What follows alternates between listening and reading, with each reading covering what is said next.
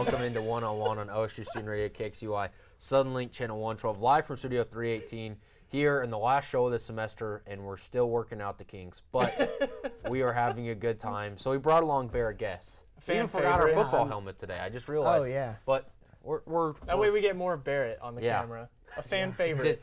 We only saw you from like here up. Now you can see. I couldn't even look. I think we had to move it last time.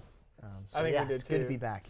Excited. So Barrett, we brought you in because you're a bit of a bowl specialist, a punch bowl specialist, and a bowling specialist for college football. Mm-hmm. You love watching every bowl game that starts. I try to watch as many as I can.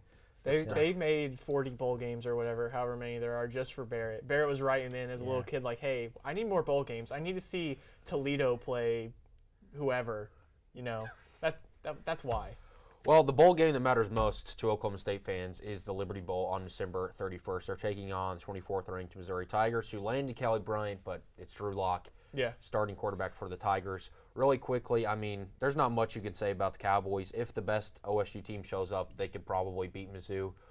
They play well against top 25 teams, but I'm not so sure. I'm going to take Missouri in a pretty dominating win over the Oklahoma State Cowboys. What about you, Barrett? I'm going to take Oklahoma State. I don't know. Everyone knows we do well against better teams. I think it'll probably be a pretty high-scoring game, but I think we can keep up with them. I don't know. I got that feeling. 45-27, Missouri. Ooh. I could see us having a K-State kind of game. Not putting up 12, maybe like 20. Maybe like 13. Yeah, maybe 13. Maybe we could get 13 up there. I could see it being something like 42-21. I could see that being the final score. Or I could see OSU winning on a last-second touchdown, because that is just how this team is this year. It's the ultimate roller coaster. What's your score prediction? 38-34. Oklahoma State. Yeah. So you're taking Mizzou as well. I'm taking Mizzou. So 2 Missouri picks, and Barrett's the lone one sticking out for the Cowboys. But that is on December 31st, so everyone Mizzou's a 7.5-point favorite right now. The over-under 74.5. So be interesting to watch that game on December 31st. Now for your thing you've been working for all week. Yeah. The top 10 bowl games. Yeah, it's Barrett's top 10 bowl games you won't watch but should watch if you have free time. It's a catchy title. I love watching bowl games. Probably one of my favorite things of the year. The Jared Birmingham Bowl, that's Memphis and Wake Forest. Memphis actually has the second best rusher in the country right now, Darrell Henderson, behind Jonathan Taylor. And Wake Forest has really quite awful rush defense. So it's going to be fun. And neither defense is really good. It should be a lot of points. It should be fun to watch. Henderson. The Frisco Bowl, San Diego State. I got a question about the Birmingham Bowl. Yeah. Since they always get presents from the sponsor, what are they getting from Jared? Are they getting earrings, rings, I hope they get bracelets? some earrings. What are they getting? That's a good question. That's actually something I do. I haven't looked, but I do enjoy looking at the gifts. Like I wish I were in this bowl. Well, I'm going to ask that question for every bowl game. Okay, sorry to interrupt you. Go okay. to number 9. Number 9 is the DXL Frisco Bowl, San Diego State and Ohio. That's a good one because you have San Diego State is a top 10 run defense, and Ohio is a top 10 run offense. That's a pretty good matchup. Number 8, ServPro First Responder Bowl. What's the gift? I don't know. I don't know any of the gifts. It's a DXL. That's a men's. Yeah, that's fair. What did they get? All right. I bet you get some big and tall apparel, some kind of like supersized suit that like half the guys won't be able to wear. So number 8, the ServPro First Responders Bowl, where they get a first aid kit. Well, yeah, that's Boston College, Boise State. I just think that would be a good matchup. I think Boston College likes to run the ball. Boise State likes to pass the ball. Two Who do you pretty have in solid that teams. I'm taking Boise State. Okay, that's probably the best matchup you've given us so far. Yes. That's a bowl I would watch. Number 8. Yeah, I can't wait to see number 1. Can't wait to hear your reasoning for number 1. Number 7, Red Box Bowl. You get like 3 free trips to Red Box. Box. Is that still a thing? That is outside every McDonald's you can go. Isn't that what you want from a sponsor? You want it to be right next to the McDonald's? Yeah. That's all I've ever wanted. Yep. That's Michigan State and Oregon. It's actually not a bad matchup. Justin Herbert against that Michigan State defense. That's gonna be fun to watch. You're getting into some watchable territory, Barrett. Yeah, it's going to get even more and more watchable. Outback Bowl, Iowa and Mississippi State. This is a defensive battle. You got the best scoring defense against the 11th best scoring defense. That's going to be like 9-5. What? This is on your top 10 list, and your score is going to be 9-5. I enjoy defensive games. I don't. Okay. I prefer Big 10 type games instead of Big 12 type games. Obviously. That's what you're gonna get. Yeah, like and I think that'll be a fun one to watch. I wonder what the over/under is on that. I bet it's like 18 or 24. Or for the Red Box Bowl. Yeah. Yeah. No, Outback Bowl. The Outback Bowl. I'll tell you here in just a second. Right. Let's go on to number 5 while Reed's looking. Number for 5, that. Mitsubishi Motors Las Vegas Bowl. This is Fresno State and Arizona State. Fresno State's just a fun team to watch. It's pretty good. 11-2. Arizona State, 9 of their games have been decided by one score. Okay. So I think that one might be pretty close. Pretty enjoyable to watch. Okay. Number 4, San Diego County Credit Union Holiday Bowl. What do you get from the San Diego County Credit Union? Do you get a checking account? SDCCU Holiday Bowl. It's great. The sponsors are getting You better get a car hand. for the Mississippi State's a 6.5-point favorite over Iowa. Over/under's 44.5. So Barrett's taking the under. I'm taking the under, unless Mississippi State scores all of those points. But Northwestern Utah. That's another defensive game. Neither team is really. You saw what Utah and Washington did. Yeah, can you call that defense, or do you just call that terrible offense?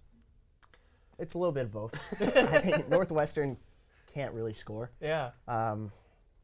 But I mean, it's going to probably be another close game. A couple of teams that lost their conference championships, so that'll be fun. Number 3, the Cheribundi Boca Raton Bowl. I'm really excited for this one. The Cheribundi Boca Raton Bowl. Yeah, UAB in Northern Illinois. So UAB has a top 10 ranked defense in the country, and Northern Illinois has one of the worst offenses in the country. Again, it's going to be interesting to see if Northern Illinois can actually put up points on UAB. What's the score on this one? I'm going to say UAB. Like 0-2. I'm going to say UAB wins 20-13. Okay. By the way, UAB did not have a team 2 years ago. Right. And now they're conference champions. Impressive. So one of the better stories in college football. It's a big turnaround for them. It's actually pretty incredible. Number 2, the New Mexico Bowl, North Texas and Utah State. This one I'm excited for. Obviously, Matt Wells took the job at Texas Tech, so I don't believe he'll actually be coaching in the bowl game. Right, he's already in the league. Yeah. So that's a little disappointing because, I mean, he's a great coach. I think that was a great hire by Texas Tech. You don't think so? I mean, he went 3-9 2 years ago. He's 45 or he's 40-35 at Utah State. It's a good hire for us, Not a though, right? powerhouse. It's a good hire for Oklahoma State. I think he's a good coach. I think he went 10-2 with Utah State this year. Only losses to Michigan State and Boise State. And this is going to be a high scoring game. Mason Fine from North Texas is really good quarterback. Not from Oklahoma, by the way. Green. We all lost a chance on Mason Fine. And so, and Utah State has top 5 scoring offense. So that's going to be, if you like a lot of points, that's going to be as most people tend to with their football. They don't necessarily like the kind of games you seem to like. I guess I'm an oddball, but you are. But that's why we like you, Barrett. You bring a different point of view. Number 1, I know you guys love this one. The Auto Nation Cure Bowl. This is Tulane and Louisiana Lafayette. Please explain why we should watch. There's only one reason that this is Lafayette. a great bowl game, and that's because it's the battle for Louisiana being played in Orlando, Florida.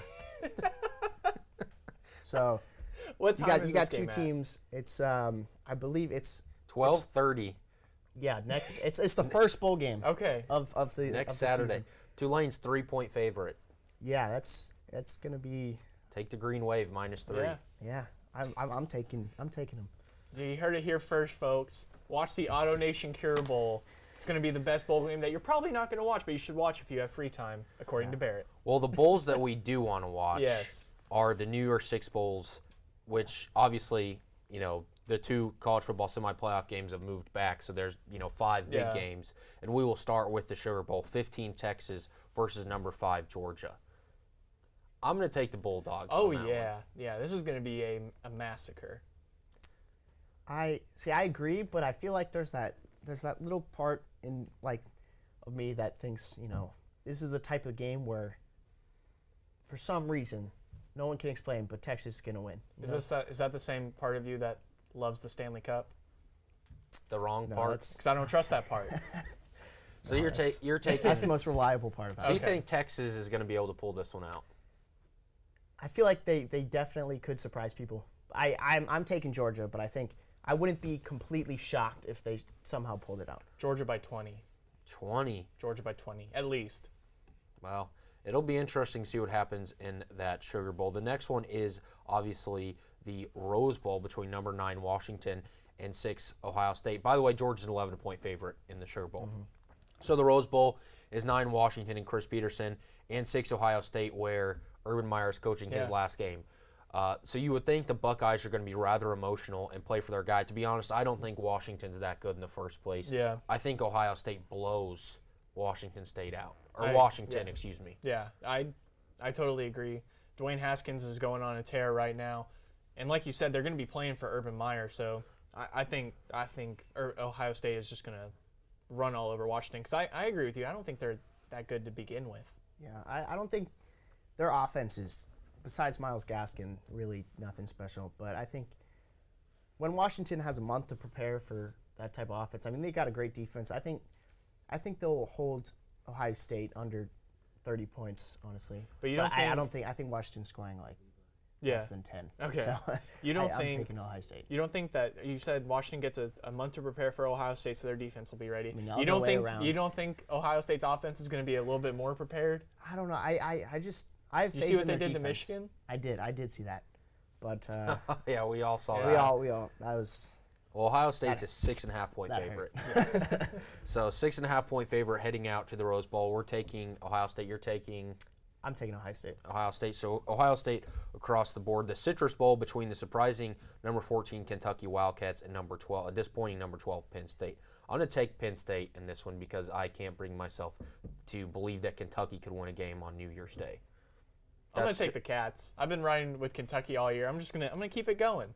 I'm taking Penn State by a lot. Penn State. Is McSorley going to play? I take it. I mean, he's been banged up a little bit all season, but I imagine he will be ready on New Year's Day in the VRBO Citrus Bowl. So 2 Penn States and 1 Kentucky. The Fiesta Bowl, the nation's got their eyes on number 11 LSU versus number 8 UCF.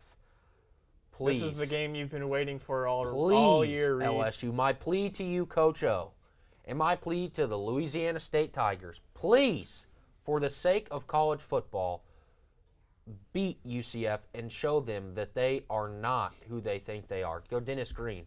They are not who you think they are. LSU by 30. By 30? Wow. 30. What's the line? Let's find it right here. They do not have a line right now for the LSU-UCF game. You might be onto something on that, but I'm going to take UCF. I took them last year. I'm going to take UCF. I think they can play against these Power 5 teams. This is one of the ones I honestly have no idea. If I were putting money on it, I would pick LSU, but I think it'll be pretty close. Come on, Barrett, say it. Say UCF. No. Thank you. I'm taking LSU. I thought I could get you. UCF probably has a chance to win this game, but the argument always is they can't win these games week in and week out. So if they can push all their chips to the table, they may be able to upset LSU. LSU's not known for their offensive prowess in the first place. So there's a decent chance UCF could win this game. But even if they do, it proves nothing to me. The argument is, can they do it week in and week out? And that would be no. So we'll get into the college football playoff games really quickly. The Orange Bowl, number 3 Notre Dame and number 2, or in the Cotton Bowl, number 3 Notre Dame and number 2 Clemson. I like Clemson by 17. Clemson's really good. I think Reed and I have said it all year. We don't think Notre Dame's that good. What do you think about this Notre Dame team? I think they're good. I really do. You think they're number 3? I think they're probably number 4. I think Georgia's probably better, but I think they're better than Michigan, and anyone else. I think they're better than Ohio State. Well, I don't believe that beating Ball State by 6 points and then having close games with the Northwesterns and the Pittsburghs of the world proves anything. You can't leave them out because they're 12-0 and they're Notre Dame, but Clemson will dominate them in every imaginable way possible. I take Clemson, much like the LSU game, a blowout like you saw in that national championship game with Alabama 5 years ago. Yeah. You're going to see a blowout like that again. Yeah. So Clemson across the board. Clemson. Notre Dame needs to get in a conference for football, by the way. Can we all agree on that? Like, they need to stop being independent. They need to play in a conference championship. It would help them a little bit. bit. They need to play in a conference championship. So number 4 OU and number 1 Alabama in Hard Rock Stadium down in Miami for the Capital One Orange Bowl. Same night obviously as the Clemson Notre Dame game. I'm taking Alabama. I am too. Oklahoma's defense has been a problem all year. We've talked about that at length. Since we're a Big 12 school, and we talk a lot about the Big 12. Tua or Jalen, it doesn't matter. They're going to throw for 300, 400 yards, maybe even 500 yards. OU gave up 500 yards to Cornelius in Bedlam. And 40 points to Kansas at home. So I think that OU will be able to compete with him in the first half. Kyler Murray will get loose. That's something that Alabama's always struggled with, so running quarterback. Then it'll be close in the first half. I think Alabama probably beats them by 2 touchdowns in the end, and the score is probably a little closer than the second half would indicate, but I'm taking Alabama in this one. Alabama? 55-42 Alabama. Ooh, I don't have a score like that, but I'm going to take Alabama. So our matchup would be Clemson and Alabama again. For the third time in 4 years. I would be comfortable taking Clemson in that matchup. I think Trevor Lawrence is an X factor in that, and Alabama just seems like they're kind of on they were promised the best Alabama team ever, and I don't know how healthy Tua really is. Okay. And the one person that's kind of had their number has been Clemson. Yeah. And I think Clemson has enough firepower at the end of the day to beat Alabama and be the national champions. I agree. I think they definitely could. I think it's kind of a toss-up. I think those are two of the best teams we've seen, not just this year, but in a while, previous years. But I think I'm going to go with Clemson as well. I'm going to take Alabama. I'm surprised. No one else took Alabama. I'm assuming Tua's going to be healthy enough to play. And even if he's not, I mean, Jalen Hurts has still played really well when they need him to. And I think he'll play well if he has to in the national championship. I follow what you guys are saying, though, that this Clemson team is really good and they do have a chance. I'm not taking Alabama by like 40 or something like that. There's definitely a chance, but I don't know if Trevor Lawrence is as much of an X factor as Deshaun Watson was. Dude is good. When they played, he is. I have to see it. Yeah, my thing is, you look at Tua in the SEC championship. Georgia got pressure on him, and he struggled. And Clemson has one of the best front seven, probably the best front seven in the country. Brett Venables is going to dial up that pressure, and I think it'll be a fun game to watch. And that might not actually be the matchup we end up seeing, but it will be. We hope it is. Yeah, we hope. Fingers crossed. Don't say that. Notre Dame. It's either Alabama, Notre Dame, or Alabama, Clemson. Well, we will see. Obviously, they play that national championship before we get back. Thank you, Barrett, for coming on and giving the people the list of bowl games that they need to watch. If they can't watch all 40 of them, make sure to find time for those 10. So we're going to take a quick break, come back, and have David Moore to discuss the Denver sports scene and what's going wrong with the soccer team, football team, and what's going right with the Nuggets. We'll be right back on 101 OSU Student Radio, KXUI Sunlink Channel 112. One-on-One is brought to you by Tinker Federal Credit Union. Visit facebook.com/TinkerFCU. While you're there for your family, we're there for you. Tinker Federal Credit Union. And OSU Communications. Not sure where to park? OSU Communications has got you covered with parking tips and bus schedule information. We'll be right back. Determining your future by selecting a major can be difficult. It's okay to be undecided. Connect with the College of Arts and Sciences, where your options are endless. Where you can uncover your passions and achieve your goals. Express your creativity by exploring a career in the visual and performing arts. Investigate new discoveries to make the world a better place with a career in science. Advance knowledge, communicate progress, and contribute to a healthier planet with a career rooted in the social sciences. Discover your career by looking at the world from different perspectives through the humanities. Realize a better tomorrow through problem solving and mining data that can change lives. CAS prepares you to succeed through internships, study abroad, student-guided research projects, and service activities. With 109 majors, 52 minors, and 24 departments, the only thing missing is you. College of Arts and Sciences. Connect. Achieve. Succeed. When you have a team of physicians and nurses that really truly care about their patients, that translates into patient care. It's a small practice, it's a small town. Everybody really takes that time to put the patient first. Everybody cares what's happening to me and that I'm making progress and I'm gaining my freedom back and my mobility back. This patient is saying thank you.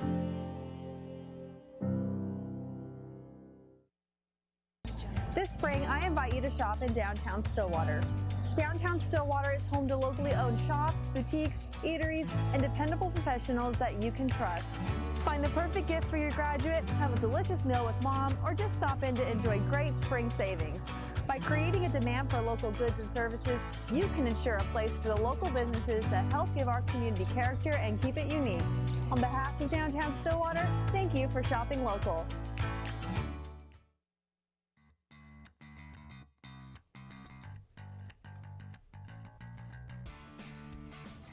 Welcome back to One on One on OSU Student Radio KXUI Sunlink Channel 112, live from Studio 318 here at Oklahoma State University. On our last show of the year, we brought in Camera One, David Moore. Yeah, Camera One, baby. the Denver sports expert. Oh, expert, okay. Expert. Around here, you're the expert. So you've been talking about, I can't watch the Nuggets and they lose, or if I don't watch them, they win. So the state of Colorado's asking you not to watch the Denver Nuggets. I want to watch them so bad because they're fun to watch. The last games I've watched of the Nuggets, where I sat down and watched the entire thing all the way through, was the Bucks, the Nets, and the Grizzlies. Oh, and the Rockets. I forgot about the Rockets. Oh, we lost all 5 of yeah. those. 0 for 5. So you're responsible for 5 of their 7 losses. I believe so. Yeah, I think that's pretty much solely on me. That is not good. Since he has stopped watching, by the way, 1, 2, 3, 4. Oh, 6, it's 7 games. And when I say I don't watch it, I'm on my phone looking at the score updates. I'm like, yes, but if I tune in and visually watch the game, we have lost the Nuggets have lost every single time. Oh, that's rough. I am a curse. So I think that it's fair to say that the Denver Nuggets at 17-7, there's enough for the basketball season to say, okay, they're for sure good. It's not 10 games in and this is a fluke. But there's a lot of teams in the West that you're saying. Oh, the West is packed, yeah. So when I ask, are they contenders or pretenders? They're going to make the playoffs. But yes, very happy about that. Contenders is like a top 4 make it to the conference semifinals or finals. I think semifinals and possibly finals are realistic. I think Jokic and Jamal Murray are just like playing out of their mind right now, and if they can keep that form going, I think they'll definitely be contenders. I mean, there's the one thing, I know the Warriors aren't exactly playing their best basketball right now, but like they're there, and a matchup against them would be tough. I know we beat them in the regular season, but I'm not for certain if we can go a series with them just yet. And the basketball season's still young, so I could definitely need to see how they progress. You don't need to see that. You can't see. I can't see. I need to hear. You need to hear about it. You need to read it on Twitter. Mm-hmm. Yeah. So Nikola Jokic, obviously, you guys got him in the second round. That's the steal of that draft, I think. Absolutely. Kind of just talk about like what he means to this basketball team. Like how far can they go when he's playing his best? Oh, I think when he's playing his best, we can definitely progress pretty far. He's a Serbian god. It's really funny. Never knew about the Serbian population in Denver, but like they come out to games and you see the Serbian flags. That's cool. Jokic has really come on, and I don't know if you saw. He's led the team in points a couple games now. He's just. I don't know if you saw. He's leading him in assists. Yeah, and he's had how many triple doubles has he had? He's had quite a few this year. But, he is a threat every night. And like he's just doing ridiculous things. He's doing on Sports Center top 10 like twice now. Against that Raptors game, I don't know if you guys remember it, but he had the one play where they threw the ball out to him and he had like no look. He just hucked it and sunk it. I think that's kind of been like a nice summary of where we've been so far. It's just been like, whoa. We're legit. We're number 1 right now. And then when we beat the Raptors in Battle of the Conferences, like with Jokic and Murray playing at their best, I think that this team is something to reckon with for sure. Yeah, for sure. Jamal Murray has I have this theory that he's kind of not like the Draymond Green, but he's kind of like the antagonizer. He gets. He got on it. I remember against the Celtics, he was like, I got 48 points. We already won this game, but I'm gonna just shoot my shot, see if I can get to 50. Kyrie hated that. But like.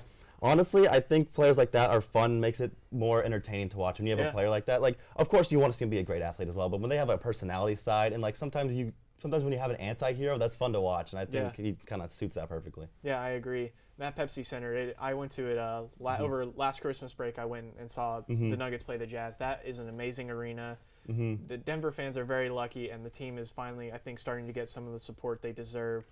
The Nuggets they're on the right track. I think it's like deceivingly loud too. It like, is. You go in there, you're like, all right, it's not huge. This isn't like a Madison Square Garden, but this is nice. And then like the game gets going, when it gets really into it, it's like, this is really loud. Yeah, it rivals Oklahoma City's arena, and that arena is loud because of the atmosphere, and it's the only sports team. But those fans get loud in the Pepsi Center. For what's a bummer though?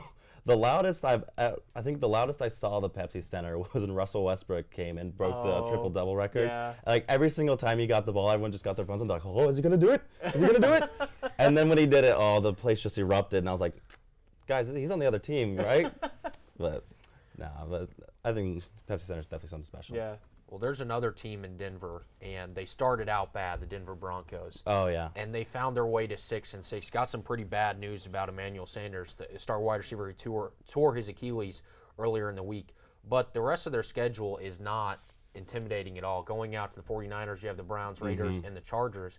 They could be 9-7, 10-6. Do you think they can compete for a playoff spot? I think for sure they can, especially with that schedule coming up. That is weak, a very weak schedule, and if we can't beat those teams, then you simply don't deserve. Even with, and Chris Harris injured on the defense as well, even with Sanders and Harris injured, if you can't beat the 49ers, Browns, and Raiders, you don't deserve to go to the playoffs. The Chargers game, though, that's the tough one. It's a short rest, too. I remember when I was little, I'd always remember, like, our season would always come down to something dumb of, like, the Chargers are the last. We're 8-8, we're 9-7. If you beat the Chargers, you're in. It seems like we could never beat them. Just remember as a kid. I think this season, I think these really like weak teams that we have to come up will be a test for us, because especially with those receivers, because we don't have a veteran, or the Broncos don't have a veteran receiver anymore, because our number one now is Courtland Sutton, and then our number two is Tim Patrick, Tim Patrick has 4 receptions this season. Tim Patrick has 1 less reception than there are people on the stage right now.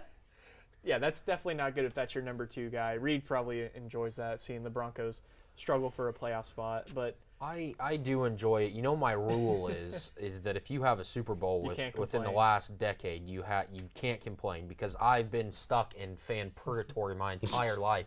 I'm from Missouri. I'm a Kansas City Chiefs fan, so you've been just a pain for my entire life. The Denver Broncos organization is one of the, I don't really think the Broncos get enough credit for consistently how good they, because when the Broncos shouldn't be good, like this year, they're finding a way. Yeah. And they're the organization that does that. Most organizations would just be down for a decade. Right. And they find a way, even with John Elway, as bad as a GM at times as he can be. Yeah. He's a Super Bowl winning quarterback, and he's been a decent executive, obviously got them a Super Bowl as an executive. So I think the Broncos, you're talking, like you said, with this weak schedule, and the teams that they've beaten so far, I think that they can, 2 losses probably takes them out. But if they can beat the 49ers, Browns, and Raiders, they'll be in good shape. I think so too. And then one thing I just want to mention is maybe Super Bowl is out of the question. Let's be realistic here. If they did, then please prove me wrong. Sick. But the reason I'm not necessarily complaining, this is what I really want. I compiled this very nice little chart here of the Rockies, Nuggets, Broncos, and Avalanche, the 4 big organizations in Denver. This could potentially be the first time ever that all 4 of them make the playoffs at the same time, which is really why I'm rooting for the Broncos right now to make that playoff spot. The closest we ever gotten is 3, but the Rockies made it this past season. The Avalanche look great. The Nuggets look great. And so what I need is those Broncos to beat those garbage teams to have a chance to make the playoffs, and for the first time ever, we'd have 4 teams in the postseason. David has done more research for his one segment on this show than either of us have done all semester. Well, no, I was just genuinely curious, because I was like, wow, all the sports are doing really well, minus the Rapids. We'll talk about that in a second. But I was like, we're really good. Can we do it? Has that ever happened before? So I looked it up, and I was like, it hasn't. Oh, gosh. That chart's getting framed with a picture of Drew last week.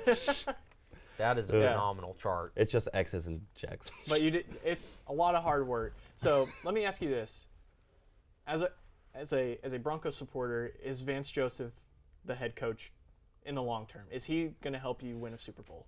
I don't think he's going to win us the Super Bowl. I think if one look at Twitter after a game can very quickly reveal that how. Yeah. But he's done pretty well this season. I think this season we thought, especially after I think we were at 2-4. We won the first 2 games, and I was like, we're going to do it. And then just loss after loss after loss. And I think the moment I think a lot of people were after Vance Joseph Head was that Texans game early in the season. There was like a minute 30 on the clock. We were at our own 40. We had a timeout.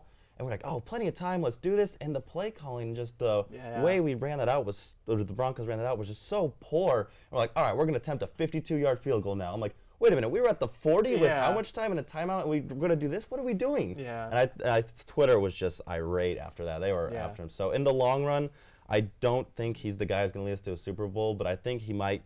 I think this season he could potentially lead us to the playoffs and then like stay around for a little bit, but I don't know if he's going to necessarily be our Super Bowl coach. I think for sure he saved his job for this season. I don't know if that's permanent though.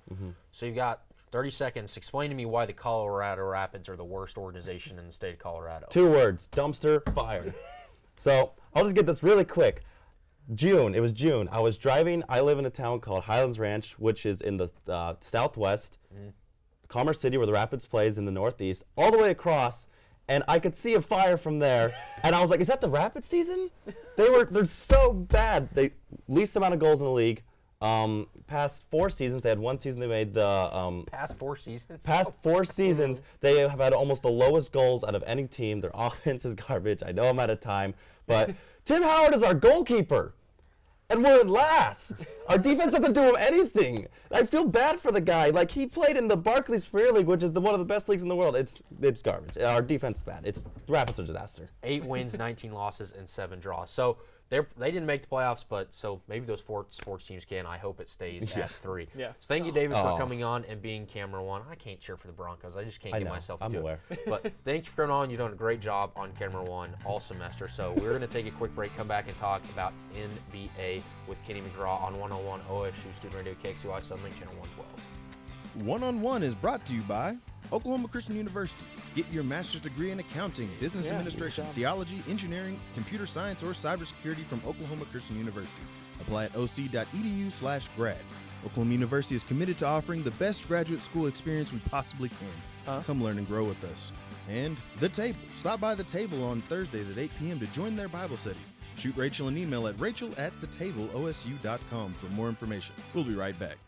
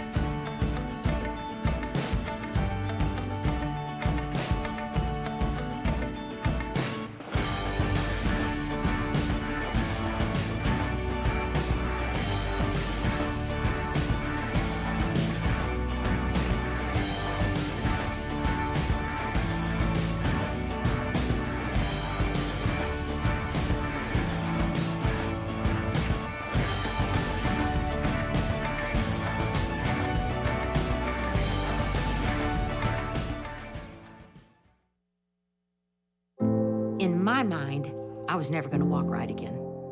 Before we were through, we had walked 23 steps. And that was my first steps of freedom. This patient is saying thank you.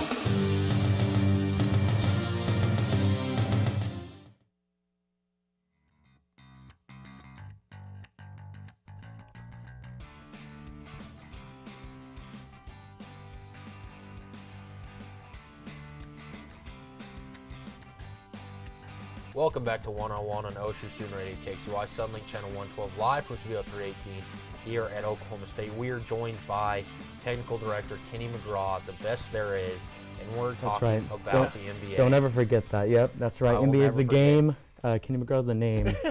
So. All right, I want to get something out of the way first. Go ahead. I'll get some out of the way after you. Okay. Go ahead. All right. Barrett comes on the show, brings a great drawing, and has a list made. David comes with the best research I've seen all year, and Kenny's the best dressed all year. Man. Why is everyone showing us up on the last show? It's just living proof that everybody can do your guys' jobs. I'm just saying. I mean. That is a debate I've never been able to argue. Yeah. That's been brought to me several times, and I've been like, you know what? You're probably right. Yeah. That's fine. Hey, we appreciate you guys. But more importantly, I appreciate this crew. You guys are all great. Everybody should get on this show. Let's get the show on the road. Well, Russell Westbrook, he's not a part of the team half the time because all he's doing is pat stat and his triple-doubles. That's right. But in all seriousness, he's on one of the greatest runs we've ever seen in NBA history. He's tied Jason Kidd with 108 career triple-doubles, and he's got a ways to go before he breaks that record. But he's probably going to set the record, and he's already on his way to averaging a triple-double for the third year in a row. What do you make of this run by Russell Westbrook? Well, for Westbrook, he's kind of having to do it, even though he has Paul George. Like he just passed Jason Kidd. It's kind of in Jason Kidd's position also when he was on the Nets. Like he was having to carry the Nets and whatnot. But throughout Kidd's career, he sort of kind of grew as just a playmaker. With Westbrook, he's just kind of having to stick with it. And I don't really see him like ending this streak for a long time until he gets, I guess, more help. But at this rate, with Paul George and Steven Adams and all these other key pieces, does he even need help? Yeah, no, the Thunder have played really well. They've even surprisingly been able to play well without Westbrook when he's been injured, which is something the Thunder haven't had since Kevin Durant left. There's been no one else to pick up the pieces when Russell Westbrook goes to the bench. But Paul George, in this Brooklyn Nets game, he was kind of the show for me instead of Russell Westbrook. I hate to switch topics like this. No, yeah, you're good. Led the team on a great comeback, and that's what kind of separates the Thunder this year from last year. I think they can get down to these bad teams, but they still know how to win. They can win games now, especially with Russell Westbrook not being as hero bally as he kind of has been in the years past. It seems to me, at least, he seems to have kind of defined like I'm okay with being off the ball sometimes. I'll let Paul. Paul took the last shot the other night. That's how many times last year do you think Russell Westbrook, sorry about that, would not have taken the last shot in a game that close? Well, here's the interesting thing, though. Was it that Russell Westbrook didn't want anyone else to have the shot, which I think is probably the more likely thing, or is Paul George finally comfortable taking that shot? Because even in Indiana, he never really looked comfortable taking that shot. Yeah. He looked perfectly fine in Brooklyn. Well, that's his first game winner. Yeah. That's 1 for 14, I think he is now. So, I mean, and I think making one helps. I think making one helps your confidence in the next one. But I think Russell always used to just think, I'm the guy. I can do it. It's the team's on my shoulders. It's me or that's it. But now I think he's kind of realized, like, hey, Paul George is pretty good too. He was hot at the moment, so why not let him take that last shot? He's doing his thing. Hey, Reed, can you do me a favor and not stare at the laptop? I am your guest, so appreciate it, buddy. We'll All right. Kenny. Yeah. Get you. Yeah. I'll stare at you for the rest of the show. Thank you. He did drop 47 though the other night. So he's been. Sorry, can't look. I have to look at you. What's up? You watched several of these Thunder games, or at least you're there in the environment. It seems like with Sam Presti last year, it was kind of like, this isn't working, this should be working. What's going on? And obviously the answer was that 7-foot guy who's just awful and can't find a job now. His game doesn't translate anymore. But it seems to finally be clicking in Oklahoma City. Do you think it's enough, kind of like we asked David with Denver? There's another team in the West. Is it clicking? It's clicking, but is it clicking enough to get to the conference finals or even the finals? Is that other team in the West Golden State, or are you talking something else? Golden State, Denver. Yeah. Just, you can't it's say a loaded this West. year. I mean, yeah, you can't say Houston. Yeah. Golden State is probably playing, due to Curry's injuries over the past couple of weeks, but they haven't really been that top-tier team. Yeah. Denver, they haven't made the playoffs in, years, so, they're just now rising, so you can't really say they have the talent. Yeah. So with OKC having the talent and the experience, they could be legit this year. In all honesty, we say that almost every year. It feels like back here in the old Oklahoma, but I mean, honestly, though, like, I can't name a team that can go, like, beat them 4 times in the playoffs right now. Except for Golden State. Are you saying they could beat Golden State? Okay. Right now on television, on that Okay. TV, which one's 3? Right here? Right there. On live television, I want to let you know, right here, Ryan, you're doing a great job teeing, by the way, appreciate you. Right here, OKC is going to go to the Western Conference Finals. I'm not going to say finals yet because it's way too early, and I can't say anything controversial. Okay, so you think the Thunder is the second best team in the West, one of the top 2. Well, I won't make you definitively say that. Not by stats right now, but top 2 talent-wise, yeah. Like down the road, I could see them. Like maybe not even second seed. Like doesn't matter what seed they get. I guess a top 4, I'll say. Okay, so we'll move to a different team that's not one of the top 4 right now, but has the best player in the world on it, the Los Angeles Lakers and LeBron James, who's caught a lot of flack recently in the media. What do you think about that? Is that fair of LeBron? Should we even judge LeBron based on the regular season anymore? Of course not. It's not LeBron's fault. Okay, let's see LeBron's stats: 28 points, 7 rebounds, 6 assists. You get Lonzo Ball doing that last year, everybody would say, man, he's going to be the future. You get Brandon Ingram. You get Lance Stevenson. If Lance Stevenson was doing this, we wouldn't be having this conversation. It's because maybe this isn't as good as LeBron did last year, but he's doing all he can for this team. I don't know why he signed with LA anyways. I mean, I think it was a living here. I mean, choice, not a basketball choice. It's beautiful. It's beautiful to live there. I don't blame the guy. But what I'm saying is, like, it's not his fault for the team's struggles. Because this team, nobody thought they'd make the playoffs last year, and they didn't. And this year, they virtually have the same team other than the squad we're going to talk about in a little bit. Yeah. But, I mean, that's not going to carry them over the hump. Michael Beasley, Lance Stevenson, JaVale McGee, Rondo. I mean... And, I mean, people have criticized LeBron because they haven't been winning as much lately. They're on a 4-game win streak. Reed, what do you make of the win streak? Is this the Lakers finding their rhythm? Is it LeBron finding his rhythm? What is it? Well, they struggled so much early on, and then Rondo gets hurt, and it's like and it got better. All the problems were solved. Yeah. And Lonzo Ball is starting to kind of be like the player. Whoever thought Lonzo Ball would be the one guy and lead a franchise was clueless and listened to LeVar Ball too much. It's his dad. Yeah. He's the perfect guy to play under LeBron James. He delegates the work, and that's a criticism of LeBron. He's not delegating, doing all the right things. What else is he supposed to do? Yeah. This team and franchise has been lost for 6 years. The last 2 years of Kobe, it was awful. Yeah. And they've been bad since then. And now you get a sense of security, but it's always the criticism of LeBron. And when they hit that January slump, it's going to get even worse. But when they make the playoffs and win a series, it'll go all the way. But is it unfair? Absolutely. But is it unheard of? No. Yeah. So we'll go to you're from Oklahoma, but you're a fan of the Indiana Pacers long before the Thunder got here. Correct. That's your squad. That's right. Victor Oladipo's missed a lot of games for these guys. He's obviously the key piece. How far can they go without Oladipo? When do you think he'll be back? How healthy is he? Answer all these questions. I mean, they haven't. At once. It's a lot. Okay, so there's been a lot of they haven't been doing that bad. Like, I don't know what the record is right now, but I'm pretty sure they're still top 4 in the East. 14-10, they are the 5 seed. 5 seed in the East. My bad. I'm incorrect. I know nothing about sports. They're close, but it's fine. They're close to Detroit. Like without Oladipo, they're still making pushes. They got Tyreek Evans. They got Corey Joseph. They got all these other Who could forget pieces. Domantas Sabonis, Jason Kuzma. They got Sabonis. I don't think he's better than Miles Turner, but it's okay. That's right. We're gonna get in a fight after this. Okay. Good thing you called the 2 minutes earlier. So, but what was your question again? How far? I'll read it. Oladipo missed 8 games. Can they be healthy enough to make a run this year? Yeah, I think they can make a run this year. Maybe not in the East they can make a run this year. Yeah. But anything more, I don't know. Toronto's too good. Toronto's good. Boston is not so good right now. Milwaukee. They're on a 4-game win streak though. Boston is. They've kind of almost turned it around. Yeah. But like you were saying, when are we gonna see Victor Oladipo back? And is he gonna be healthy this year, long term? Yeah. Well, if I was Indiana, I would play it slow. Have them there's no rush right now. You're fine. There's no other teams that are already above you that's gonna top you. So I just wait till he's 100% healthy, and when you're sure, will he be back to normal? Of course. I don't think this is career ruining or anything like that. With Oladipo, I'd say second round. Without Oladipo, they'll make the playoffs.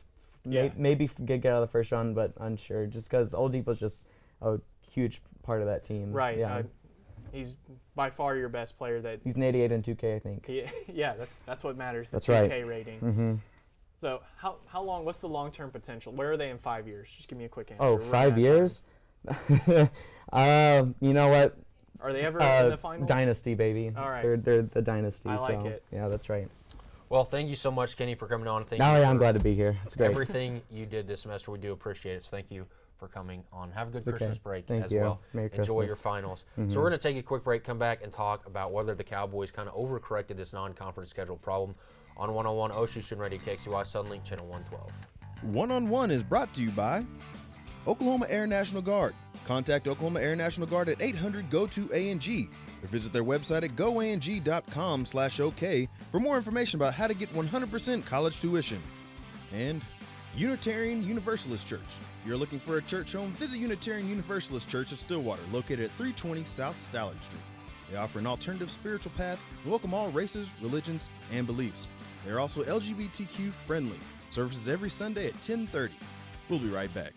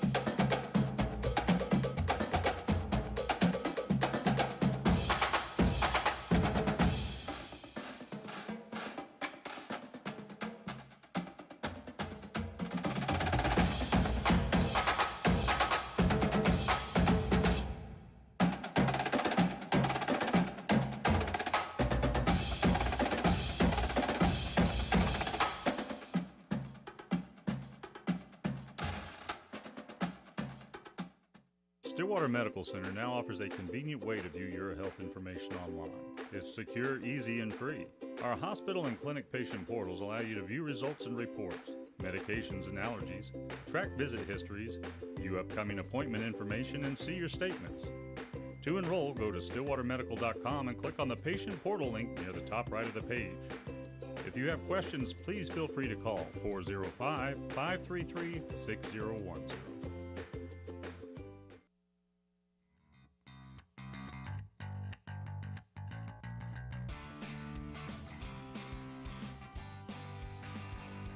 Welcome back to 101 on OSU Student Radio KXUI Sunlink Channel 112 live from Studio 318 here at Oklahoma State University. Our last segment of our last show in this fall semester.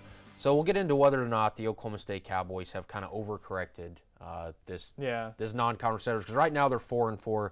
They lost to in-state Tulsa a couple nights ago, 74-71. They have been awful from the free throw line. Yes. A loss to Charlotte, Villanova, Minnesota, and Tulsa. But they've got a win over Memphis and a top 25 LSU team, 90-77. So this Saturday, they play Houston and Galgaraiba at 3 p.m. And then they go and play a top 25 Nebraska team. And then Central Arkansas and Texas A&M Corpus Christi before they get into Big 12 play with Iowa State on January 2nd. Last year, they were like 10-0 at this point. Right. But they were like, I believe, 137th in the Ken Palm. Now they're 4-4 and 30th in strength of schedule. Which one would you rather have? Maybe 4-4, and you have a good strength of schedule. Because let's read. What's the end goal for this team? It's not to win a national championship, right? It's to get these young guys better. Yeah. The best way to do that's to play good teams. Sometimes you have to have a down year where you lose to the Charlottes, and I'm not going to say the Villanovas or the Minnesotas or even Tulsa, because those three are good teams. But these losses will help in the long run. It obviously hurts them in the short run this year. But, I mean, I like it. I think they did overcorrect from last year as far as going from too easy to maybe a little too much. But I think that's a good thing overall for the young guys on this roster. So if you're looking at going into Big 12 play 500, because I think an undefeated Houston team and a top 25 Nebraska team, they may be 4-6, and you would like to think they could beat Central Arkansas and Texas A&M Corpus Christi. So that would put them at 6-6 going into Big 12 play. This conference, I'll go down the list here: Iowa State, OU, Texas, West Virginia, Baylor, and a good SEC South Carolina team coming to town. K-State, TCU, Kansas, Texas Tech. Where's the weakness in the conference? In Stillwater. In Stillwater. It's right now. It's here, but OSU proved last year they weren't the strongest team in the conference last year if you just looked at talent, but they were able to win games. They were very well coached, and I think they're going to continue to be well coached. And I have a feeling they're not going to drop the easy games at home like they did last year, but they'll still be able to go on the road and win big games. And I'm not saying going to Lawrence and winning. Right. I think that's kind of out of the question. We might go 0-2 against Kansas this year because they're going to have OSU's number. But I think they can beat Oklahoma in Norman and here. I don't think Oklahoma is as good as their record shows. I think they've played a pretty weak schedule outside of that tournament they played. I think they played in the Atlantis Open or something like that, the Battle for Atlantis. I can't remember. I don't think Baylor's that great. I think Texas is really good. That's going to be a tough team to beat. I think Kansas is obviously a tough team to beat. I think Texas Tech is a really tough team to beat. Despite them losing 4 of their 5 starters from last year, they seem to be just fine. They don't seem to have missed a step. I think you can beat Iowa State. You might be able to beat West Virginia on the road just because of the guys they lost last year. But going into conference play 500, I don't think it's the worst thing in the world. I think playing at Houston and Nebraska will benefit you down the road, even if you lose those games. If you're competitive in those games, my problem is just, like, even if they are competitive and they find themselves in a situation last year, I mean, if they would have went 4-4 last year in non-con, it wouldn't have been an argument. But that's because it was so bad. So, but now with this new system that the NCAA uses, does this work as much in their favor? Because it's supposed to be not as weighted as much as in that strength of schedule. So that's where I don't know where they're at, because this thing at the end of the day, when it first came out, had Ohio State first overall in the country. Yeah. So that worries me, and that was a little bit skewed on whoever everyone had played. Right. But that worries me a little bit when we're going in, and I don't think they're anything better than 500 in the conference. And that's not so much that I don't think Oklahoma State's that good. It's just the Big 12 is that good. Right, I agree. Going 500 or slightly above 500 in conference play for this basketball team would be, I would say they're more than 500. I would say, how many Big 12 games do you play? Everyone twice, right? Yeah. So that's 18 conference games, right? Yes. So that would put them, at exactly 500. Yeah, it would. I think they could win. I think they could go above 500 in conference play. I think there are teams that they're good enough to beat on the road and in Stillwater. Who would those teams be? I think you could beat Baylor on the road. I think you can beat West Virginia on the road. Oklahoma. But remember, West Virginia runs that press, and that's what Oklahoma State struggles with. But a lot of the guys, Memphis runs a press. Oklahoma State did a great job of busting their press for a while. Then they kind of let it get to them, but they fixed that. I think that's part of the reason you put Memphis on the non-conference schedule. Tulsa didn't run a press against them last night, did they? I didn't watch the game. I just followed along. But they were down by 10 most of that second half and fought back at the end. And to be honest, if Oklahoma State was hitting shots outside of Dzongwa, Lindy Waters, and Cameron Griff, the team's way under 50% from the free throw line. That's inexcusable. Yeah. So if they were just average, like most college basketball teams, they would probably be 6-2. Yeah. You could say definitely in the Charlotte game, that would have been a win. The Tulsa game, that would have been a win. You missed 7 free throws, I think, in the Tulsa game. Right. And you lose by 3. And your leading scorer had 3 fouls, 2 with 90 seconds into the game. And So there's little things that they'll have to clean up. Like the free throw line is a big one. But I still think they're above. I think they can beat those 3 teams on the road. I think they're athletic enough to beat the West Virginia press, and I think Mike Boynton will have them disciplined enough to beat that press. I just don't believe in OU. It's not because I hate OU. It's just because they were awful without Trae Young a couple of years ago, and then they explode with Trae Young, and they only win, 18 games with Trae Young. I think they're going to be well below that. And what was the other team I said? Baylor. Mm-hmm. I think we can match up with Baylor really well. And I think we lost to Baylor at home, right? Yes. Last year. So I think they'll clean that up. I would look to them. I don't think they can beat Texas Tech, but I think they can compete with Texas Tech like they did last year. Yeah, they beat Texas Tech here last year. So I mean, they're kind of like the football team. They were last year anyway. I don't want to speak too much about this season because last year was totally different. But they kind of showed up for the big games and then didn't win. It didn't matter. You know what I mean? They played really well against ranked teams and just flat out didn't against other teams. So maybe you can expect that this year. I hope not. I hope they just play well all the time. But I could see them being above 500. So you're looking at these 8 games before we come back and do our next show on January 14th. There's 4 non-con and 4 conference games. Yeah. What's their record when we get back on the show? So I'll just go through them one by one. I think you're going to lose to Houston, lose to Nebraska, beat UCA and AMCC, Texas A&M, Corpus Christi. I think you can win against Iowa State in Gallagher-Iba Arena on January 2nd. I think you can beat Oklahoma. The Texas game's a loss. Mm-hmm. I think you can go to West Virginia and win, and then that Baylor game is the first day back in class, I believe. So hopefully a lot of students are back and can show up to that game, and then you win. I think that's how this stretch can go. 5-3 in those 8 games. That's what I would look for.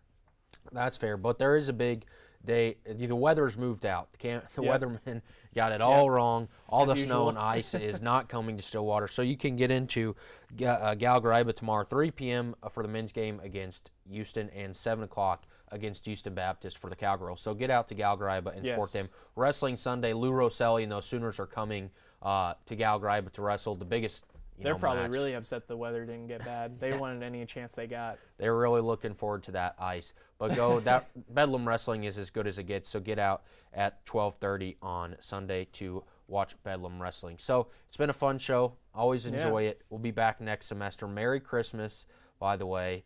It's finals week. We're having fun on here. It'll be nice to enjoy the time off, but we will be back on January 14th. Like I said, hope you have a happy holidays. Thank you for watching One-on-One on OSU Student Radio, KXUI, Sunlink Channel 112. We'll see you in January.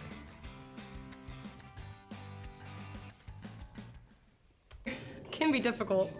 It's okay to be undecided. Connect with the College of Arts and Sciences, where your options are endless. Where you can uncover your passions and achieve your goals.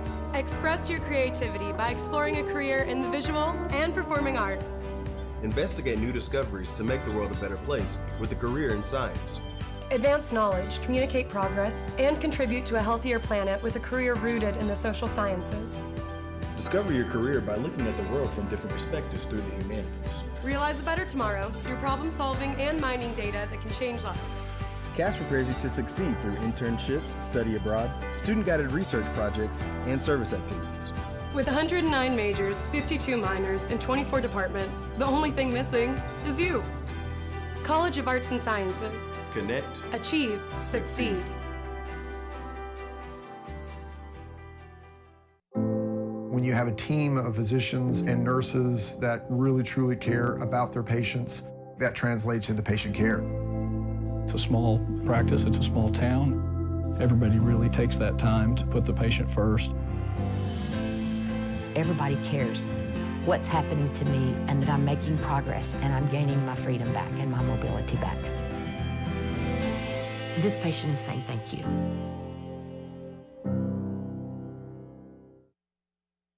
This spring, I invite you to shop in downtown Stillwater. Downtown Stillwater is home to locally owned shops, boutiques, eateries, and dependable professionals that you can trust.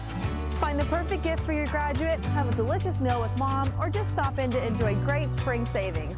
By creating a demand for local goods and services, you can ensure a place for the local businesses that help give our community character and keep it unique. On behalf of downtown Stillwater, thank you for shopping local.